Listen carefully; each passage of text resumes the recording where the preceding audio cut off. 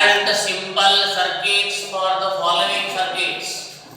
त्याच्यामध्ये पहिला प्रॉब्लेम आहे इथे एक सर्किट दिलेली आहे पहा. सर्किट मध्ये काय सर्किट आहे बघा हे.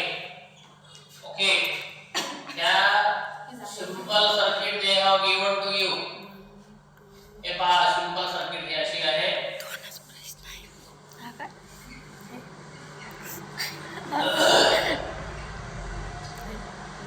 इथं ह्याला आणखीन एक आहे पहा.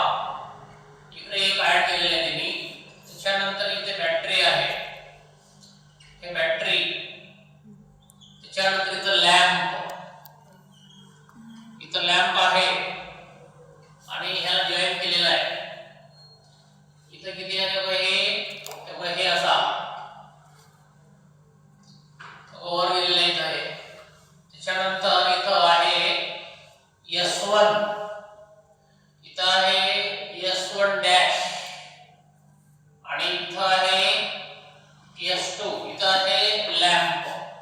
तर याची तुम्हाला अल्टरनेटिव्ह सर्किट काढता येईल का, म्हणजे काढा असले म्हणून सांगितलेलं आहे. मग ते काढता येण्यासाठी सुरुवातीला तुम्हाला काय करायला लागेल, जो दिलेला सर्किट आहे तो सिंबॉलिक फॉर्म मध्ये आणा. त्याच्यानंतर त्याच्यावरती काही प्रक्रिया करा, काही ऑपरेशन करा आणि त्याला छोटं करा. आणि छोटं आन्सर आलंय ना, त्या छोट्या आन्सरचा परत काय काढा, सर्किट काढा. तर हे पहा, सुरुवातीला मी इथं लिहिणार आहे, सेम प्रोसेस आहे ते. लेट पी च्या धरून दोन डॉट द्या. द स्विच S1, क्यू कोण आहे, क्यू कोण आहे, द स्विच, द स्विच कोण आहे, S2 आहे.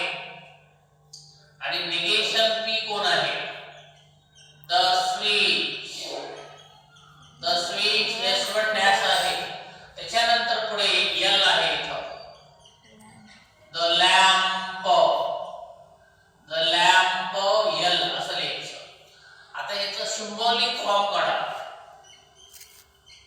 The symbolic form, symbolic form of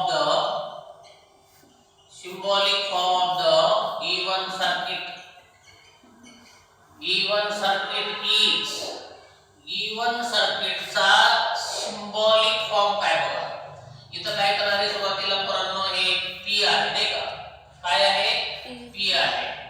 त्याच्यानंतर हे सरळ ब्रॅकेट मध्ये आहे, म्हणजे काय झालं की ऍड झालं. काय झालं ते ऍड झालं. आता ब्रॅकेट मध्ये काय आहे, इथं S डॅश आहे म्हणजेच S1 डॅश आहे म्हणजेच निगेशन P झाला, निगेशन P झाला. आणि परत किती रे, OR झाला. आणि इथं कोण आहे, परत इथं Q आहे. ठीक आहे. तर हे झालं तुमचा सिंबॉलिक फॉर्म.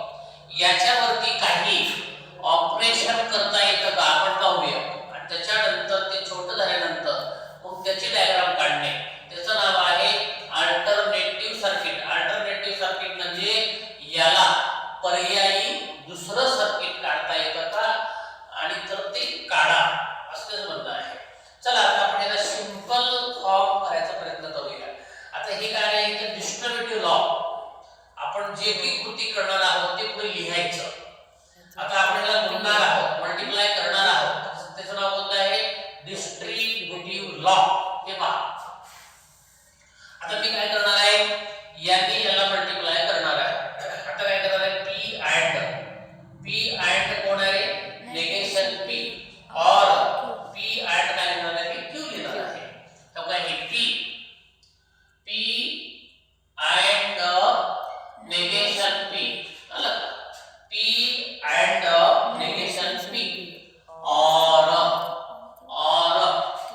P अँड क्या है, Q, P and negation P और P अँड Q लिहिलं. तर आपण कोणता लॉ यूज केला, distributive law. Distributive law.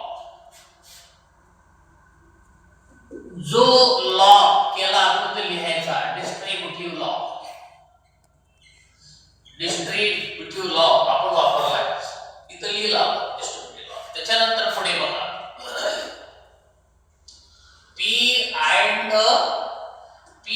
and negation P and negation P म्हणजे F आहे. कोणता लॉ आहे? कोणता लॉ आहे? तुम्हाला लिहून द्याच मी. कोणता लॉ आहे तो? लॉ कोणता बघा? P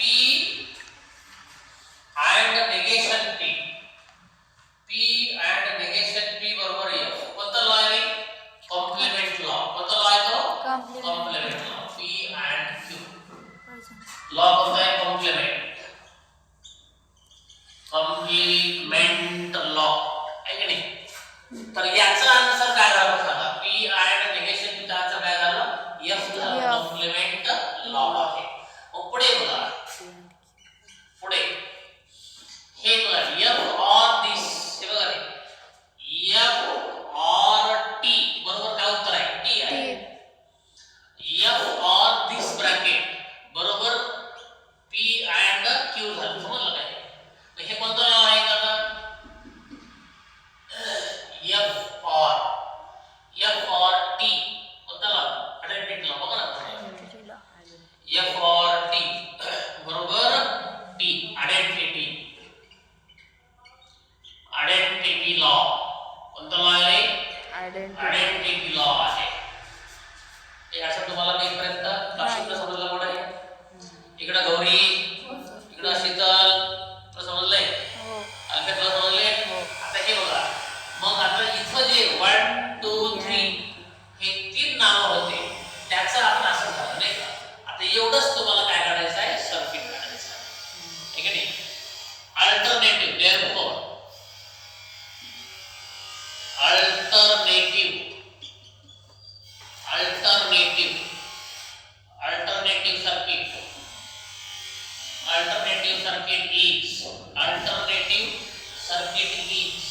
अल्टरनेटिव्ह सर्किट काय पहा.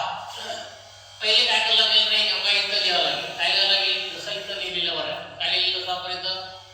हे असं काढलं आपण. इथं काय करायचं? हे असं करायचं आहे की नाही? असं बरोबर आहे.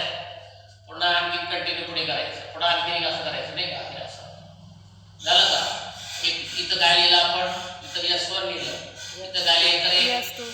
S2 लिहायचं. आणि हे जोडायचं. हे काय झालं? बॅटरी. हे काय झाली? बॅटरी झाली. इथं काय झाली? हा लॅम्प झाली. आणि ह्याला आपण काय केलं? जॉईन केलं.